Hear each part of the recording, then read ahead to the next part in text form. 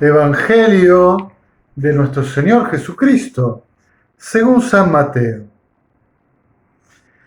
En aquellos días se presentó Juan el Bautista proclamando en el desierto de Judea: conviértanse, porque el reino de los cielos está cerca.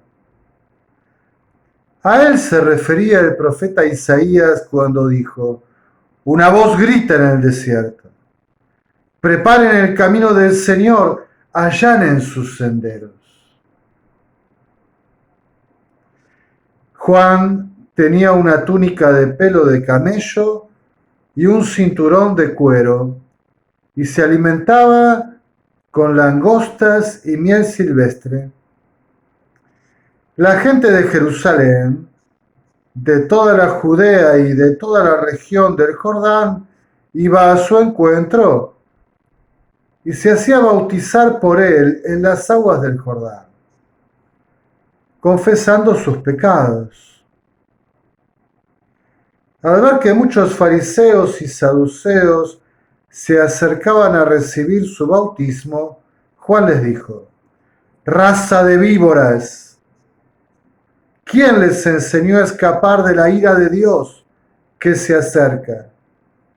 Produzcan el fruto de una sincera conversión y no se contenten con decir: tenemos por padre a Abraham, porque yo les digo que de estas piedras Dios puede hacer surgir hijos de Abraham. El hacha ya está puesta a la raíz de los árboles. El árbol que no produce buen fruto será cortado y arrojado al fuego. Yo los bautizo con agua para que se conviertan, pero aquel que viene detrás de mí es más poderoso que yo, y yo ni siquiera soy digno de quitarle las sandalias. Él los bautizará en el Espíritu Santo y en el fuego. Tiene en su mano la horquilla y limpiará su era. Recogerá su trigo en el granero y quemará la paja en un fuego inextinguible. Palabra del Señor. Gloria a ti, Señor Jesús.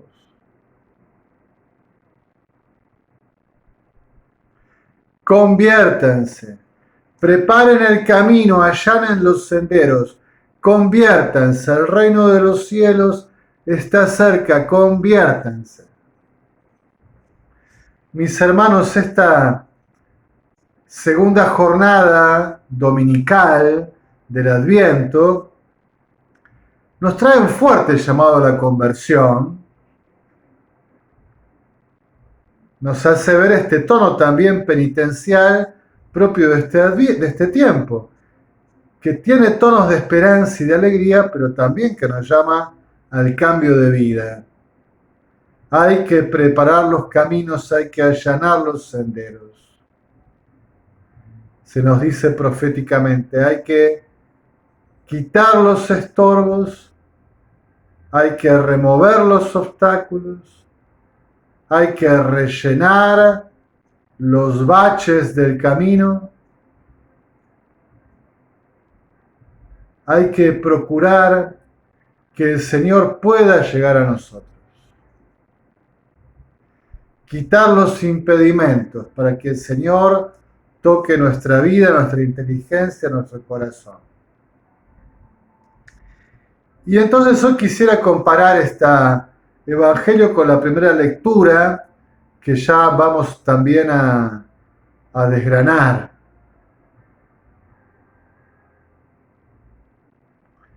Realmente la figura del Bautista tiene mucho que ver con el juicio de Dios.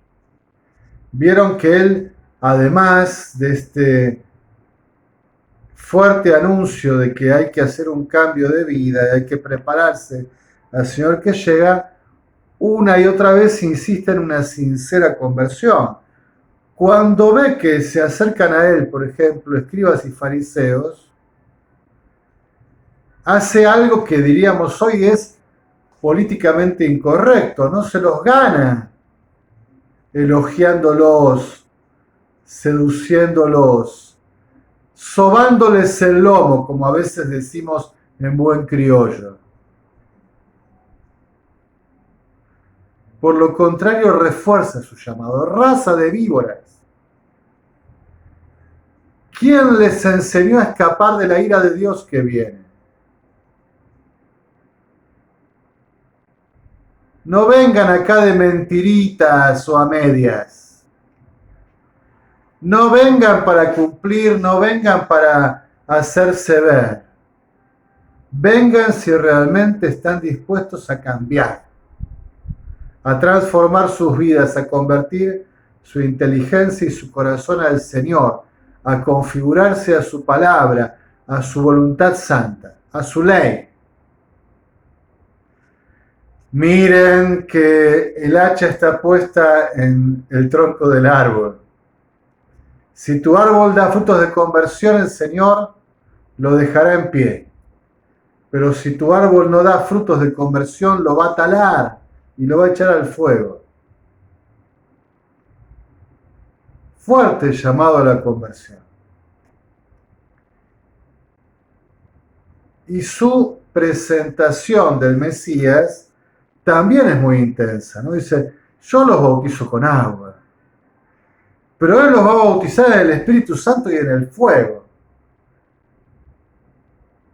Y esto en el sentido del juicio, ¿no? Porque tiene la hoz en su mano para la cosecha. Los bautizará en el Espíritu Santo y en el fuego parece significar que va a llevar adelante hasta su plenitud esta purificación.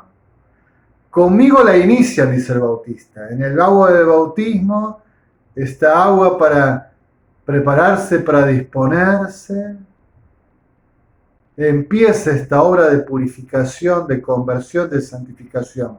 Pero cuando Él llegue, la va a llevar a plenitud por la fuerza divina del Espíritu santificador. Y va a llevar esta conversión, esta purificación a sus últimas consecuencias, será el juicio de Dios entre ustedes. Bien, a veces nos asustamos un poco, ¿no? Con estas predicaciones del juicio, del llamado a la conversión, pero realmente necesitamos que nos llamen a la conversión fuerte, con intensidad. Si no nos quedamos, nos acostumbramos, nos achatamos, nos autojustificamos y dejamos de crecer, de madurar, nos detenemos, ya no caminamos. Es importante a veces que nos zarandeen. No todo el tiempo, pero de tanto en tanto, qué bueno que nos zarandee Dios. Que en la iglesia los pastores también nos zarandeen. Que los pastores seamos zarandeados por el buen pastor a quien representamos, el Señor Jesús. Y la imagen de la primera lectura que viene de la profecía de Isaías, que generalmente vivimos como en tonos de consolación, vamos a leerla de este lugar del juicio, ¿no? Fíjense, saldrá una barra del tronco de Jesé y un retoño brotará de sus raíces. Sobre él reposará el espíritu del Señor, espíritu de sabiduría y de inteligencia, espíritu de consejo y de fortaleza, espíritu de ciencia y de temor del Señor, y lo inspirará el temor del Señor. Y decimos, qué lindo, tan lleno de gracia, de consuelo, de esperanza, qué lindo este Mesías que llega. Yo digo, miren, no tanto. Podemos pensar en los santos. Los santos molestan. Los santos molestan. A todos los santos, si miramos su historia, se le han juntado enfrente y alrededor un montón de opositores, de adversarios, de enemigos. porque el que vive con santidad le es tremendamente molesto al que se quiere quedar en la mediocridad. Al santo que vive un espíritu de conversión permanente, el que se quiere quedar sin convertirse, convirtiéndose a medias, autojustificándose, parece delatarlo con su santidad. Y hay que sacar del medio al santo que parece refregarnos por la cara nuestra falta de conversión.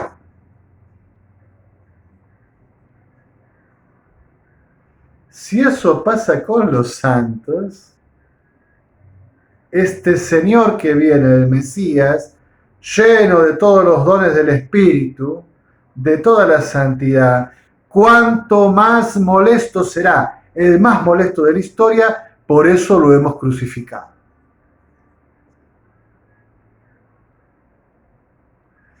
Jesucristo, Dios y hombre, ha sido el personaje más molesto de la historia. También, claro, el Salvador y el Redentor. Pero para el que no quiere ser salvado, para el que no quiere convertirse, para el que quiere seguir en el pecado, para el que quiere autojustificarse y permanecer en la mediocridad, nadie tan molesto como Jesucristo. Su santidad grita por todos lados que yo estoy mal. Su presencia llena del Espíritu, de todos sus dones, toda su pureza, toda su fidelidad, todo su amor prístino y transparente, señala por todos lados que yo debo cambiar.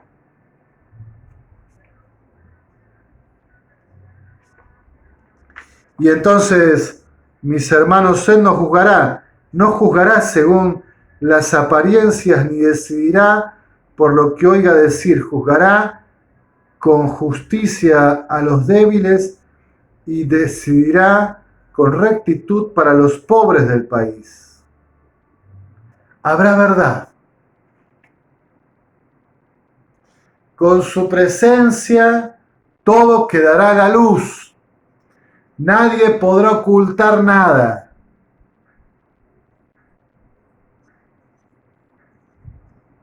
Todos quedaremos denunciados en nuestra realidad. Qué molesto, qué alegre, qué consolador, pero qué desafiante es el Señor que llega y viene en medio nuestro. Herirá al violento con la vara de su boca y con el soplo de sus labios hará morir al malvado. De su palabra, de su boca, su palabra, el espíritu que es el aliento de vida de su boca, hace vivir al que está en camino de vida y conversión, y hace morir al que permanece y quiere justificarse en el pecado. ¿Ven? También hay un tono de juicio, de discernimiento y de separación aquí. Fuerte y transformadora, decisiva, la presencia del Señor Jesús. Me hace acordar aquello de Pablo que les decía a los corintios: fíjense cómo comulgan la Eucaristía, cómo celebran la cena del Señor. Si ustedes entran en comunión con el cuerpo y la sangre del Señor, para vida o para muerte, para salvación o para condenación, cuidado, discierna. Y entonces, este hermoso texto de Isaías dice que Él nos va a conducir, y allí trae esa imagen de plena paz, de esa paz y de ese sosiego, de esa plenitud que brota de la alianza, de la comunión con Dios, los que se han convertido y los que se han adherido al Señor, que llega en su Mesías con todos los dones de la salvación, gozan de paz. Y entonces allí pasan esas cosas, ¿no? Que la vaca y el depredador conviven juntos, que el niño recién nacido puede meter la mano en la cueva de la serpiente y salir ileso, que hay paz en toda la montaña santa. esta paz que deseamos que el Señor nos traiga, esta saciedad, esta comunión, esta plenitud de vida, no pueden despuntar en nosotros sin conversión, sin purificación. El consuelo que esperamos necesita que previamente pasemos por el fuego de la cruz, por el fuego de la palabra santa que nos transforma, por el encuentro con este Mesías Jesús, Señor, que viene y que deja toda la luz, que ya no queda nada oculto.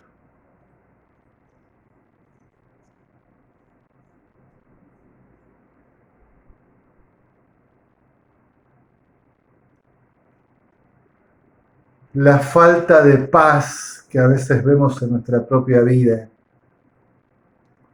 la falta de paz que a veces vemos en nuestras comunidades cristianas, los desasosiegos, a veces los reclamos, los resentimientos, no sentirnos valorados, no sentirnos queridos, competir por el protagonismo y un sinfín de dificultades que a veces experimentamos que nos quitan la paz, solo hablan de que nos falta purificar, de que aún hay mucha impureza en nosotros, en nuestro corazón, en nuestra inteligencia, en nuestra historia, en nuestra vida. Y que el encuentro con el Señor tiene que llevar este proceso a su plenitud, a su cumplimiento, para que la comunión con Él resplandezca en paz, en alegría, en consejo, en sabiduría, en virtud, en santidad. Nuestra purificación debe ser llevada a término.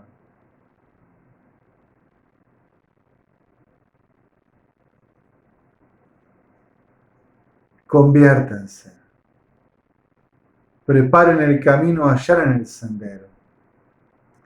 Ninguna persona, ningún discípulo cristiano, ninguna comunidad, ya sea parroquial, una diócesis, un movimiento,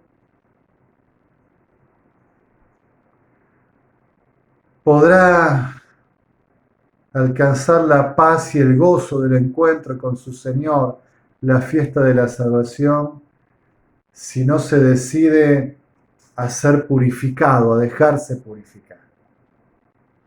En sus miembros, en sus dinámicas, en sus actitudes, en su historia.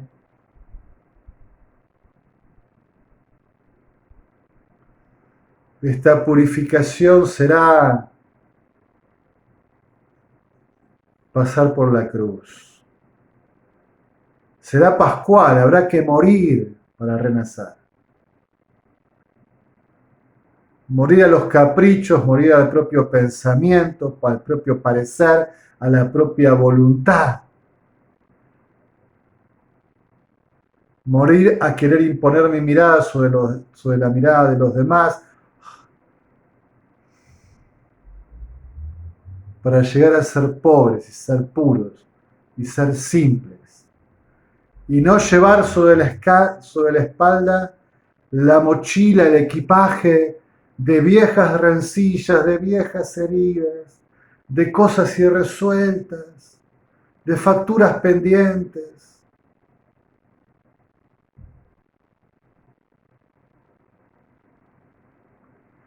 El que ha sido purificado, el que, en expresión que a mí me gusta mucho usar y que está en San Pablo, el que ha perdido todas las cosas, el que se ha entregado y se ha puesto en la mano de su Señor, el que todo lo acepta, el que todo lo soporta, como la caridad descrita por el apóstol. el que todo lo espera, el que está abierto a la gracia, el que no busca nada más que a su Señor que llega, servirlo, adorarlo, glorificarlo.